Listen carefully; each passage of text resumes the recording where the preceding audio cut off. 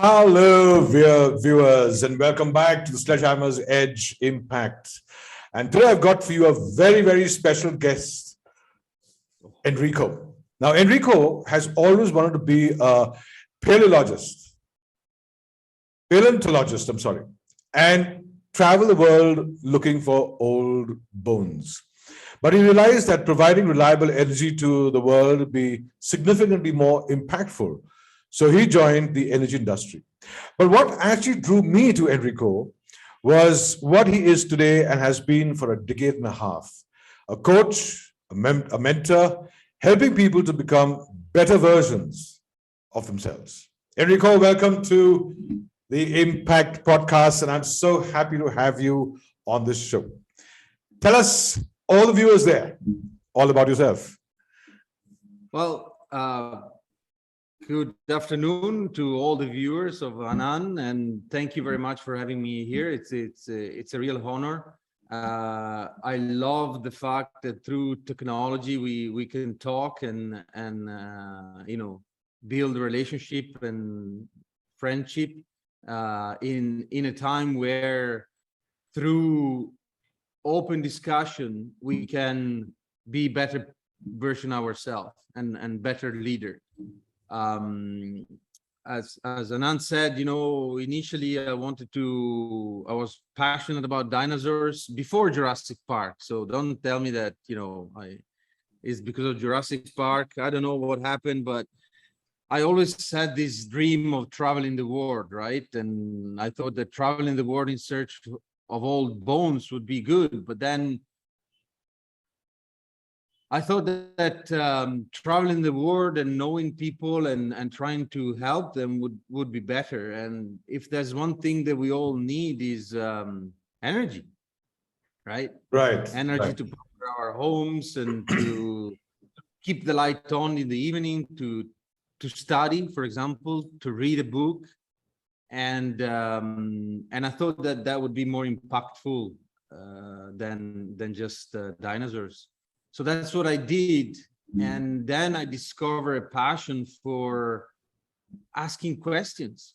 Because I think leadership is really in its essence is asking the right question. Right. Right. I learned this when people started asking me questions. And I realized that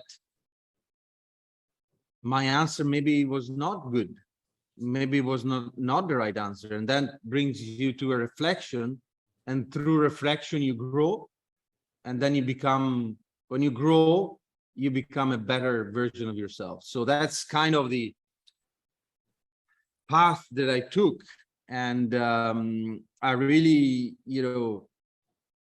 invite everyone to learn how to ask better questions. Then you will become a leader. I think that makes, I'm absolutely congruent with what you're saying, Enrico, because, it's only when you question does clarity in every form open up to you.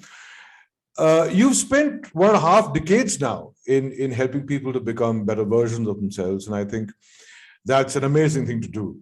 I think the world today needs people to start reflecting within themselves, to traverse within themselves, and to start looking at the actual being that they really are compared to what they've sort of by default groomed into over the years. And as you see what's happening around the world today, it requires a dramatic change. And this dramatic change can only happen when people start getting conscious of the fact that they have to make efforts to become better versions of themselves. Can you possibly, Enrico, tell us about certain instances in the last 15 years that you spent mentoring people, certain cases which you felt, you really could pat yourself on your back to having changed a mindset or a situation or whatever? I used to be in corporate, right? So I was working for one of the major service company, and And I think everywhere I went, right, for my work, I work in, I lost count, but more than 13, 14, 15 countries. No, I work in about 30 countries. I live in more than 10. All right. But everywhere I went, the biggest problem that I found is that people are very good at making excuses. Right, right. I'm there with you. You know, and when you start telling people, you know, you listen to them and say, oh, you know, the business is bad because ... you know. Right. And then you pause for a moment and you go like that and say, oh, okay, yeah. But, you know, I like, and this is my style. And then you say, well, you know, this really sounds like an excuse to me. And people say, no, this is it. And said, for example, Yes. but you know, we lost that contract because the competitor was cheaper. Okay. Right. Okay. And I ask, okay, could it be because you did not know the right price point? Right. Said, oh, that's a different way, right? And if you as a leader frame it, so then is not someone else's fault. Right. Then people start thinking, oh, it's true, I could have done better, right? And you don't want to tell people, look, you're just making excuses, you could have done better. But people realize, yes, because we are trained, and that's something that's one of the reasons why I try to be on LinkedIn and say what I say. Yes, because we are trained to make excuse for ourselves. Because when you make excuse for yourself, they can't control you, right? Yes, it's coming from deep within and you have absolutely no control over it. I agree with you. Exactly. But you know, when you make excuse, then everybody likes to be in control, right? Everybody likes to say, I'm the master of my own destiny, I want to do. But if you make excuse for yourself, then you will let other people control you, because you will think, oh, you know, my life is not good because of something else, instead of saying, what can I change into my life to make it better? And obviously there's a huge spectrum, right? I'm not saying that there are not actual facts and impediment, etc., but I think your mindset is very, very powerful, and people underestimate the power that they have within. Why? Because they are taught that they are not worth it, because they are told that they will never account for something. Maybe when they're kids, their parents tell them that they're stupid, you know. Yes. And then they grow with this mindset, and it's your job as a leader to say, no, this is not true. You are worth it. You are an intelligent being. Let's talk, let's discuss, ask question. Back to the asking question. When you start asking question, people start thinking and they stop making excuses. And when people stop making excuses, trust me on this, just sit down, relax, and watch the magic happens. You know, that's how, back to the original question, that's how I think I impacted the business and some people's life. You know, I did not impact everyone, Right. But you know, to take an example, a famous example from your country, you know, Mother Teresa, that she impacted Yes. hundreds of Yes. thousands of lives. Yes. I impacted maybe 10, 15. But for me, that's what's important, right? That people got promoted, got a better career. They wanted to move, travel. You know, the world is global. You and I are speaking through a box Yes. that we don't know. Yeah. And if I can impact somebody's lives because they really achieve their goal and they do what they want, then I'm happy.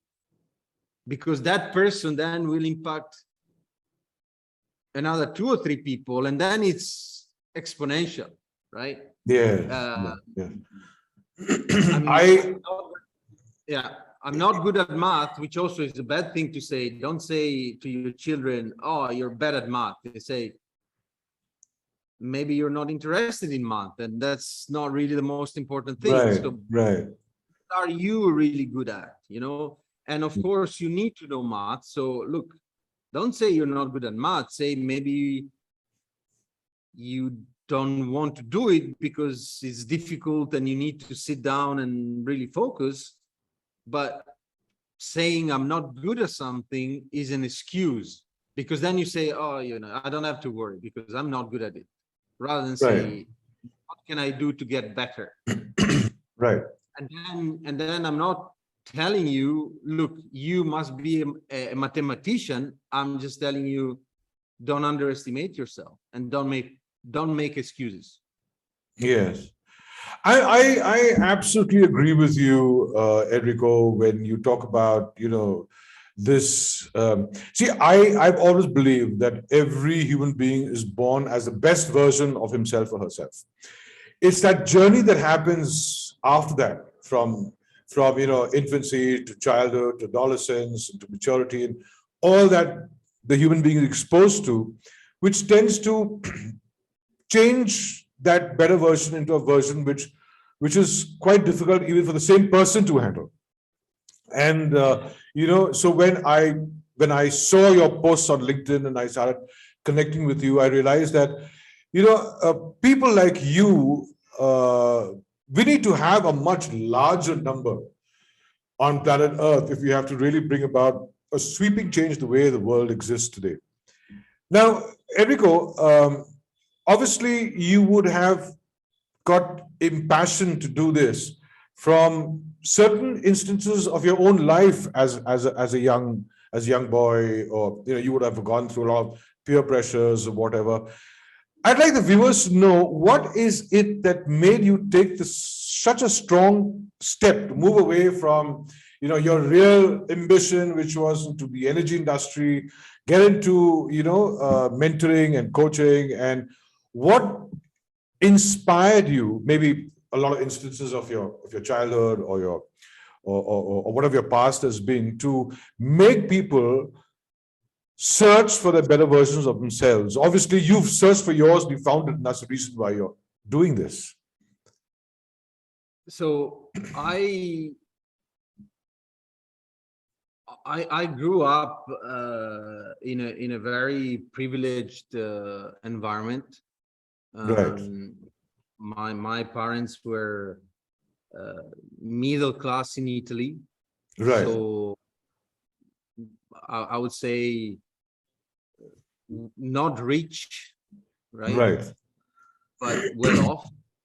I think the educational system in Italy, when I was through that, was really good. And it so happened that I started going to the Boy Scouts. Okay. Okay. You know about them in India. Sir Yes. Baden-Powell was there, that he got his idea. Yes. And I started going there at 7. And you're small kids and you play with other kids and you have not a worry in your mind. And then I realized that I could do that because there were young adults that, instead of going and chasing the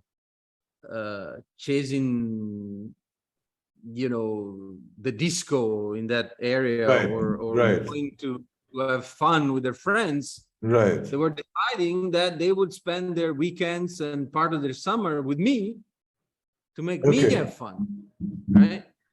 And then I thought, well, they're doing a great service to me, right? And I think that's where I realized it is service. You cannot serve, you cannot be a leader unless you truly want to serve others. And then, you Absolutely. know, when you're a child and you say, well, you know, I want to give back because somebody has done it for me. If I don't do it for others, this you break the chain. You don't want to break the chain, Right. right? And young adult, I started to take camp or the weekend, spending the weekend with them, or playing for you know, creating activity. And that's your question about my childhood. That's where I developed the idea that leadership is service. And Wow. and when you're a leader, you're not there for yourself, you're there for them. Yes. Yes. Yes. And it got to a point in my career, and you know, I was ambitious, I was very driven. I will not tell you that otherwise, right? But then I realized that at least in the environment, and I don't want to put everybody in the same box, right? But in Right. the environment where I found myself, serving other was less important than the quarterly results or other stuff. Right. And that's where the I could not reconcile my beliefs with what I was doing, Right. and the spell broke, so to speak. Okay. You know? Okay. And you know, I said it at the beginning, I don't like making excuses, so I don't blame anyone. Right. Right. Just life happens. And I think that my message here would be, you know, don't try to fit in a square box if you're a round peg. You know, Yes. don't try. Good one. Good one. Good one. Even if the entire words. Yes. And it's like that, you know, everybody tells you, oh, you need to be rich, or you need to make money, or you need to have this, or you need to have that, right? And it's difficult. You mentioned peer pressure. You Yes. know, peer pressure is something that everybody sees every day. Yes, of course. And especially when you are younger, you tend to cave to peer pressure because you want Yes. to belong, right? You want Yes. to be part of a tribe. And back to Right. our limbic brain, you know, if you're not part 1 million years ago, if you're not part of the tribe, you die. Yes. Yes. Yes. Yes. But Absolutely. today is different. Today is different, and you can find your tribe because the world is much bigger than it was before. So don't try to fit. Find where you fit, because there is a place for you today in the world. Yes. Yes.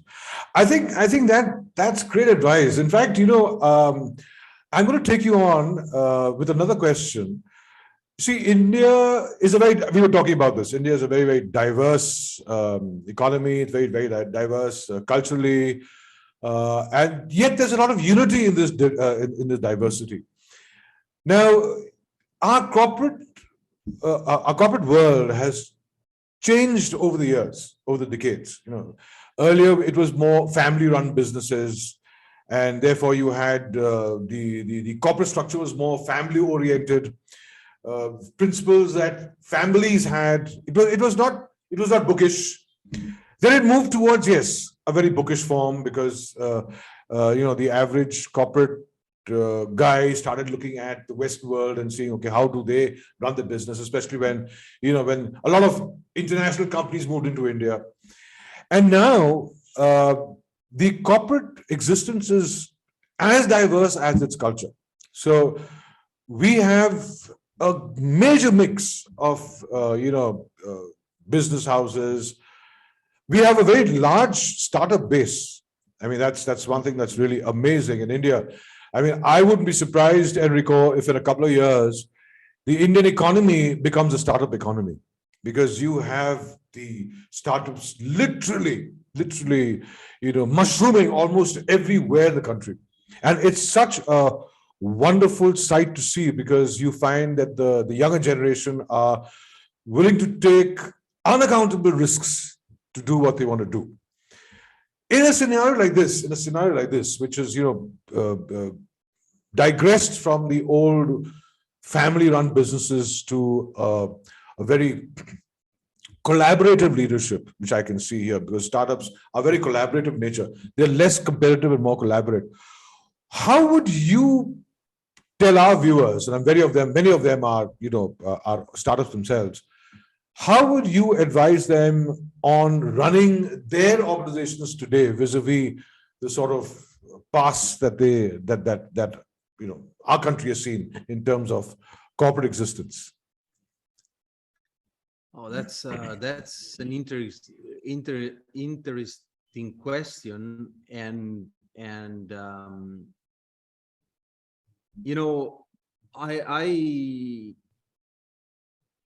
I can only talk from my experience, right?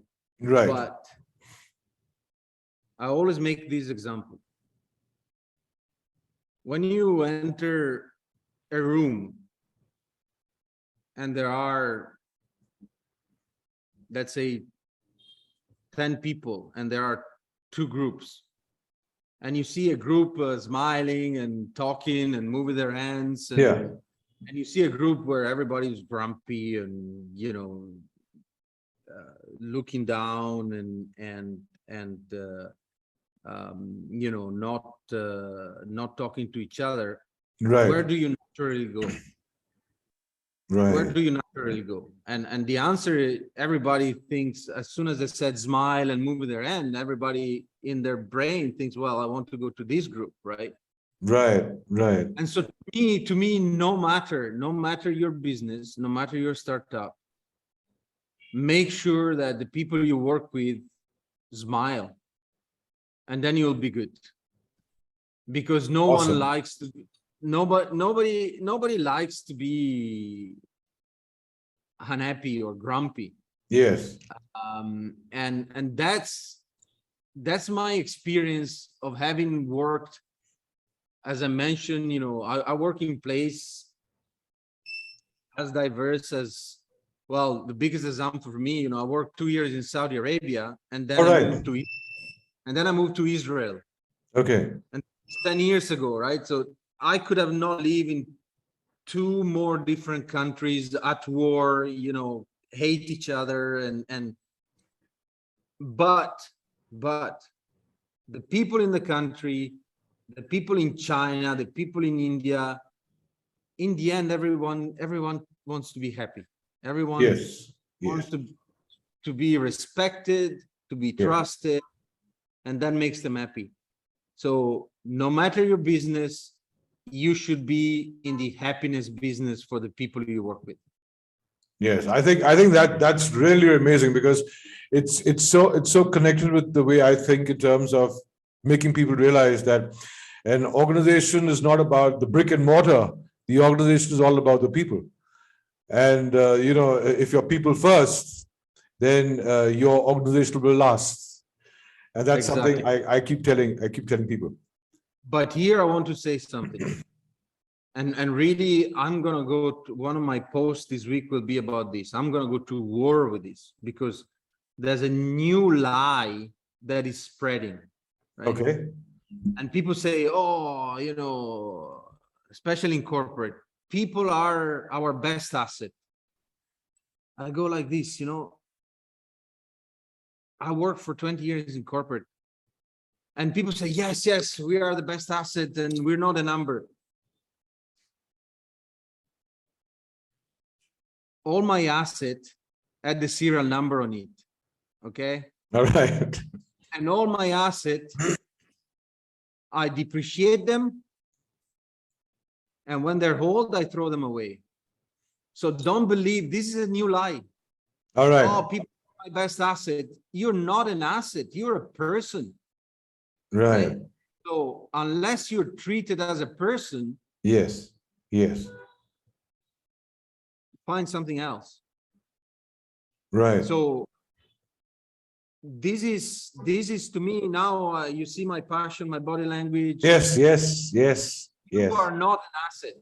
They're lying to you. It's just another name, right? You say, oh, I don't want to be treated like corporate herd. People don't want to be treated as a number. What do? Oh, we treat them as an asset. It's a lie. All right. No, I tend to agree with you on this, because when you put people first, you don't necessarily say you're putting assets first. What you're putting first are people who, without whom your organization is nothing. I mean, what would an entrepreneur be if he couldn't create people within to become entrepreneurs eventually? And I think that's the way of thinking that really has to happen in corporates today. Because when entrepreneurs start managing organizations, then they're not entrepreneurs anymore; they're managers. So you have to spend a lot of time developing people, and that's when you say, you've got to make them smile. But I think people, when they don't feel neglected, and they feel that there's the people on top are actually helping them to develop themselves. For example, in Enrico, one of the things that I keep telling my mentees who are entrepreneurs here in India, I tell them, I said, look, it is very important for you to make everyone in your organization understand that their progress is their family's progress, is directly connected. And the only way you can make them progress is by helping them look at progress as a unified force, just not about work, but it's all about work, education, awareness, building them up to become highly progressive, because that's your biggest strength as an entrepreneur. So I'm very much with you. I'm very much with you on this. And another thing now from the flip side, right? Yeah. If you are in an organization and corporate, there's a lot of there's a lot of talk about quiet quitting, and corporate is bad and startup is good. And I'm very grateful for my career in corporate. Right.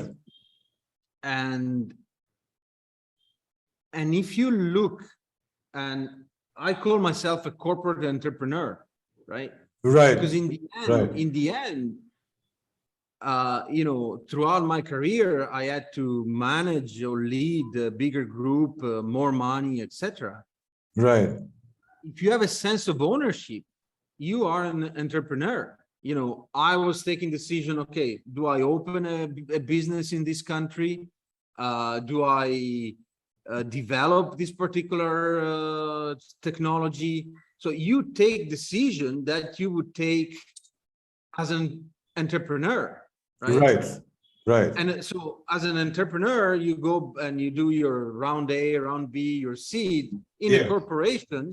Yes. In a corporation, you go to your president and you're competing with other entrepreneur in in Europe and US, and say, here's my pitch, here's why my market is better, here's why I want to invest in this technology rather than that one.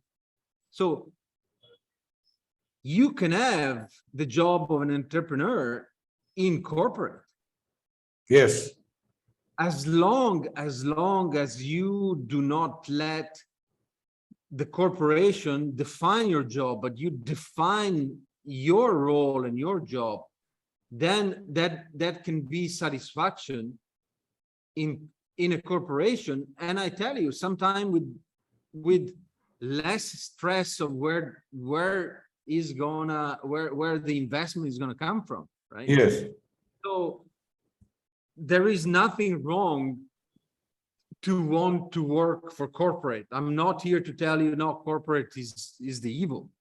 Right. Right. Right. And you always have a choice because in corporate, I know, at least for me, that my goal was to serve others, and I could do that much better in Right. corporate than as a coach, as a mentor. Right. Now I want Right. to go and do it as a coach, as a mentor, to be more focused and just do just that. Right. But you can do these things in a corporate environment as well. So don't go away from this podcast thinking that corporate is necessarily evil, right? Right. Yes. Yes. Yes. That's a wonderful message. There's beauty in everything. Yes. You need, Yes. Yes. choose where you fit. Do not let other people tell you where you should go. Think with Yeah. your head. That's amazing. That's amazing. And one final question, Enrico. What would your life advice be to all the viewers watching you so intently? My advice is very simple. Travel is cheap today. Right. Yes. Yes. It's not like 50 years ago, you need to spend a fortune. Get on a plane, go out of your country, visit a different place. Don't go into fancy resort, go down, speak with people, open up yourself to the world. Connect. That's what I'm trying to say. Yeah. That's amazing. That's amazing. And then after that, I have no other advice. You'll find your way. Excellent. That was amazing, Enrico. That was amazing. Thank you so much for being on the show, Enrico. It's been such a pleasure talking to you. And have a wonderful life. And just like what you're doing, keep doing what you're doing. The world needs people like you, Enrico. Thank you so much for being here. And you, thank you very much for having me. Bye.